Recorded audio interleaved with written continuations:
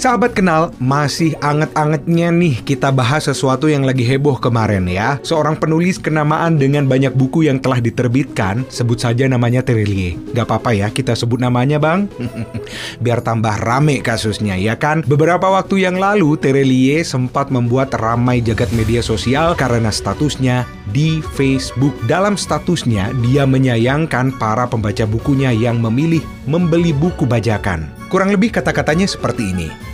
Kalian dungu sekali kalau sampai membelinya. Kalian membuat kaya penjual buku bajakan. Jika kalian tidak punya uang, pinjam bukunya ke teman, perpustakaan, dan lain-lain. Atau baca di Ipusnas, dalam tanda kurung aplikasi online perpustakaan Indonesia. Gratis. Caps Lock.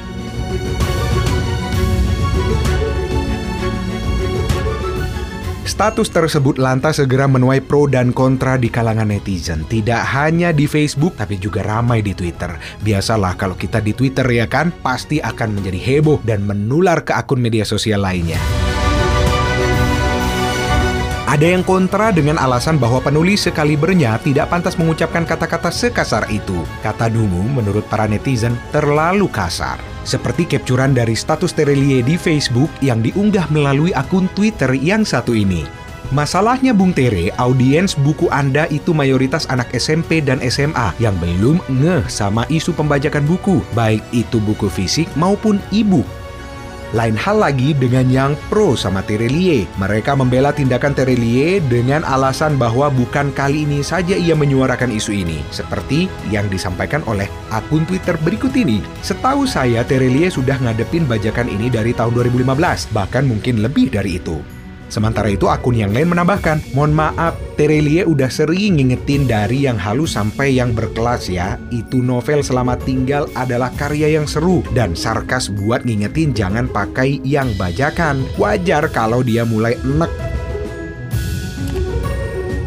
Sahabat kenal, pembajakan baik itu buku, musik maupun film sudah menjadi tindakan melawan hukum yang banyak dimaklumi khalayak Indonesia. Selain kesadaran akan hak cipta atas kekayaan intelektual yang masih rendah di Indonesia, kehadiran internet semakin memperkeruh iklim industri yang sedari awal sudah keruh. Dalam beberapa aplikasi belanja daring misalnya, buku-buku berharga murah tak masuk akal dengan leluasannya tampil paling atas dalam daftar pencarian. Harga yang ditawarkan di kisaran antara 20 sampai 100 ribu rupiah, yang padahal harga aslinya mulai dari 100 sampai 200 ribu rupiah. Hal itu dapat dengan mudah menaklukkan siapa saja yang sedang kelaparan akan bahan bacaan. Namun isi kantong hanya sanggup untuk menutupi kelaparan yang ada di perut. Dilansir dari tirto.id, kerugian yang diderita penerbit dan penulis bisa mencapai 200 juta rupiah per judul. Dikatakan oleh Hisworo Banwarli, salah satu anggota Konsorsium Penerbit Jogja atau KPJ, asumsinya per judul ini dicetak 2.000 eksemplar. Selisih harga per buku bajakan dengan asli asumsinya 100 ribu. Angka perkiraannya 200 juta dari sini. Dalam hal ini, harga buku di Indonesia ternyata memang lebih mahal dari buku yang dijual di luar negeri. Sebagai perbandingan saja sahabat kenal, kita akan coba menggunakan buku Sapiens, karya Yuval Noah Harari. Dalam situs Amazon, buku tersebut dibanderol dengan harga $24 atau sekitar 342 ribu, mengikuti kurs rupiah terhadap dolar Amerika Serikat saat ini. Dalam aplikasi Shopee, harga rata-rata bagi buku tersebut ada di kisaran Rp90.000. Jika kita lihat secara sekilas, harga buku Sapiens memang terlihat jauh lebih mahal, bahkan 3 kali lipat lebih mahal. Namun hal ini akan berubah secara drastis saat harga tersebut dibandingkan dengan pendapatan per kapita. Diambil dari situs Databox, rata-rata orang Amerika Serikat dapat menghasilkan setidaknya $67.000 dalam 1 tahun atau sekitar 950 juta, yang berarti per bulannya mereka menghasilkan 79 juta rupiah. Sedangkan di Indonesia, per tahun kita hanya dapat menghasilkan $4.400 atau sekitar 62 juta rupiah, dan per bulannya bisa dihitung dong, 5 juta rupiah saja. Dengan adanya data tambahan tersebut, dapat kita simpulkan bahwa rata-rata orang Amerika Serikat saat hendak membeli buku, mereka hanya menghabiskan 0,4% dari total pendapatan mereka per bulan. Kontras dengan itu, untuk dapat membeli buku kita harus mengeluarkan 2% dari total pendapatan per bulan. Harga 5 buku di Amerika Serikat setara dengan 1 harga buku di Indonesia.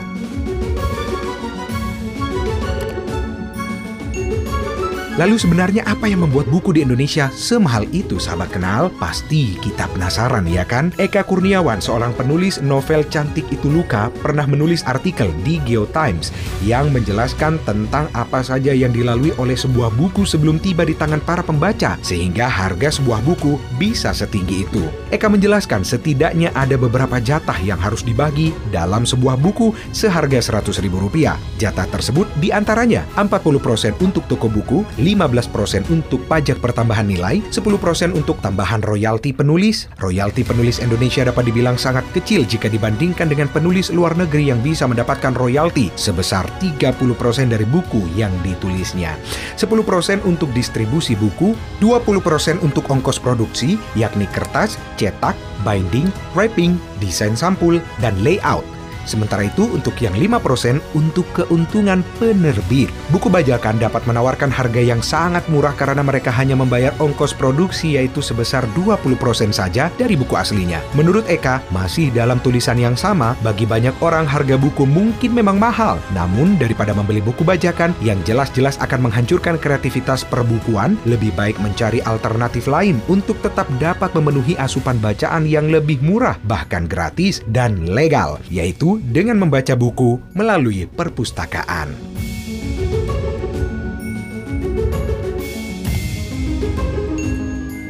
Nah, sementara itu sahabat kenal, pemerintah melalui aparat kepolisian dan TNI sudah banyak merazia buku bajakan. Namun hanya sebatas pada para pedagang, tidak menyasar pada siapa yang memproduksi di balik buku-buku bajakan ini. Perlu diketahui, mereka meraup keuntungan yang tidak sedikit loh sahabat kenal. Kalau seandainya pemerintah bisa lebih gencar lagi mencari siapa dalang dari buku bajakan ini, mungkin nasib para penulis tidak akan sesial apa yang kita bayangkan saat ini. Tapi itu hanya sebagian kecil kalau kita berbicara tentang sial. Setidaknya karya tulis mereka sudah kerap menginspirasi banyak orang. Tapi ya tetap, kasihan para penulis. Mereka mempunyai semangat yang tinggi untuk membuka mata masyarakat Indonesia dari berbagai macam ilmu pengetahuan, dari berbagai macam kisah yang ditulis melalui novel. Namun sayangnya, Indonesia tidak pernah serius untuk menangani pembajakan buku.